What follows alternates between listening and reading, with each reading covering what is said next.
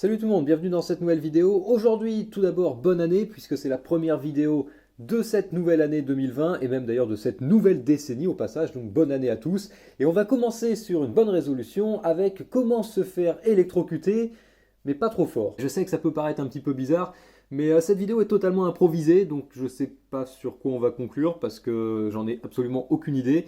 Ce que j'ai fait, c'est que j'ai juste observé quelque chose et on va essayer d'enquêter un petit peu là-dessus. Alors vous avez sous les yeux la Elegoo Mars, qui est une imprimante 3D résine qu'on m'a envoyée pour review, donc je suis actuellement en train de la tester pour la prochaine vidéo d'ailleurs. J'essaye tant que possible de ne pas faire plusieurs vidéos à suivre sur le même sujet, ça permet de varier un petit peu quand même. Donc aujourd'hui on ne va pas spécialement parler de la Elegoo Mars, elle va juste nous servir pour illustrer un petit peu ce qui m'est arrivé. Parce qu'il se passe donc des choses qu'on pourrait trouver un petit peu curieuses lorsqu'on utilise la Elegoo Mars. C'est quelque chose que j'ai observé par hasard.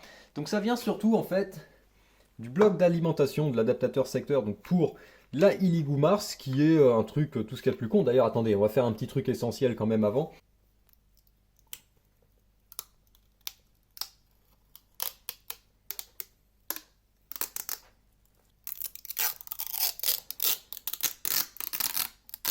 Donc maintenant que le plus important est fait, on peut s'intéresser un peu à cet adaptateur secteur. Donc c'est un adaptateur classique chinois de chez Simsukian. Ouais, ça doit être ça.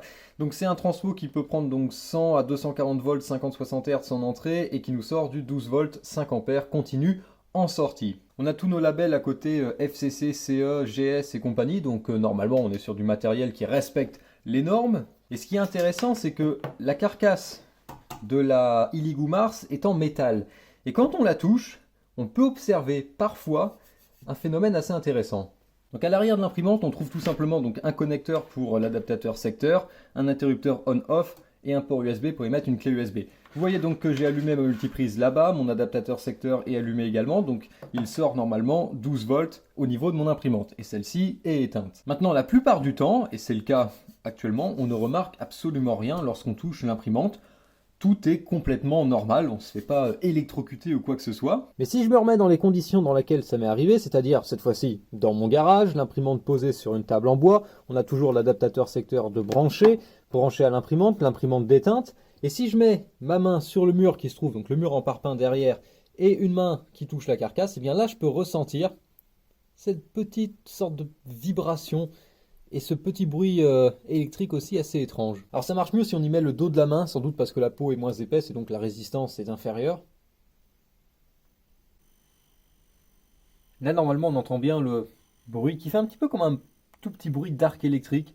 Vous avez remarqué que j'ai dit qu'il fallait que je pose ma main sur le mur en parpaing derrière pour qu'on puisse entendre ce bruit. Et ce qui est assez marrant, c'est que c'est là où on observe vraiment quand un circuit est ouvert ou un circuit est fermé. Comme je suis là par exemple actuellement, je suis avec des chaussures, je suis sur un sol en béton, donc je suis isolé par rapport à la terre. Si je touche la carcasse, absolument rien. Si je pose ma main contre le mur, là on le sent et on l'entend. Si j'enlève ma main, plus rien. Si je la repose, j'enlève, je la repose, j'enlève, je la repose. Donc on voit clairement quand on est isolé et quand on l'est plus. Quelques autres informations supplémentaires qu'on peut facilement observer. D'abord, si l'imprimante est allumée, ça change absolument rien. On entend également et on ressent également la petite vibration. Maintenant, si on débranche l'adaptateur secteur, il y a toujours la LED d'allumée parce qu'il y a des condensateurs à l'intérieur qui gardent une charge. Mais si on débranche l'adaptateur du secteur, plus rien. À l'instant où on le rebranche, on peut à nouveau ressentir ce petit bruit et cette petite vibration. Maintenant, ce qu'on va faire, c'est qu'on va jeter un œil à l'intérieur de l'imprimante.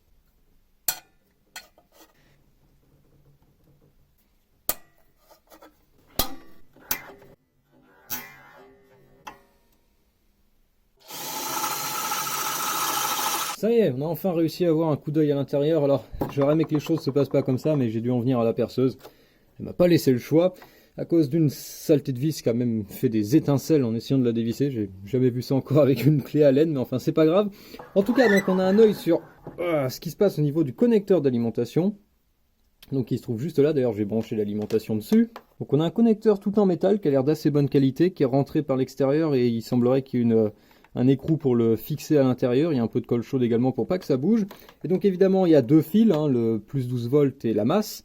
Et il semblerait que la masse soit effectivement reliée à la carcasse du connecteur, qui est elle-même reliée à la carcasse de l'imprimante. Et comme l'imprimante est tout en métal, Ça expliquerait pourquoi est-ce qu'on ressent quelque chose en la touchant. Pour vous, c'est caché juste derrière le port USB, vous voyez, le connecteur ici, avec deux fils noir, rouge et la masse, le noir qui est relié donc sur la carcasse du connecteur. Donc ça voudrait dire que notre bloc d'alimentation est un petit peu parasité, on va dire, au niveau de la masse. Je vais faire quelques mesures, ça va permettre de se donner une idée un peu plus précise des choses. Donc, je vais brancher ce bricolage, qui est tout simplement un câble avec le fil de terre qui ressort et les fils à l'air libre. Ça va nous servir de référence pour mesurer quelques trucs.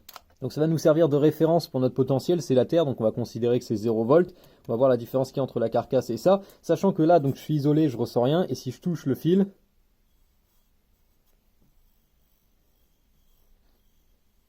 c'est-à-dire que la terre est bien câblée. Quand je touche, on ressent la vibration, on peut même l'entendre d'ailleurs.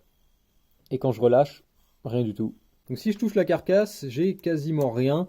Sachant qu'ici, je mesure donc tension continue, ce qui est normal. On ne s'attend pas à avoir de tension continue sur la carcasse qui est reliée à la masse. Et vu la nature de la vibration quand on touche, on doit être plutôt sur une tension alternative. Quand on touche la carcasse, j'ai 80 volts environ. Pareil ici, si je touche un pied, j'ai du métal à l'air libre. 80 volts également. Au niveau de mon connecteur, 113 volts, 114, 115 maintenant. Alors, il semblerait que la peinture isole un petit peu, mais on a 115 volts au niveau du connecteur, c'est énorme. Pas étonnant qu'avec 120 volts, quand on touche la carcasse, on ressent une petite vibration lorsqu'on est en contact avec la terre.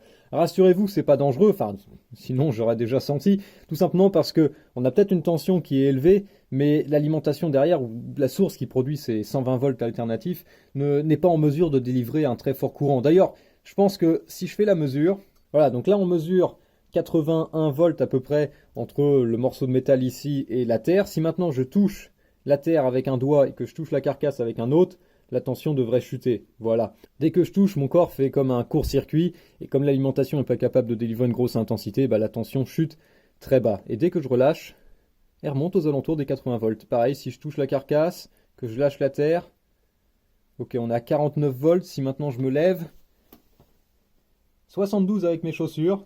Si je mets la main par terre, 12 volts lorsque je touche le sol. C'est marrant comment on peut faire des expériences avec 3 fois rien.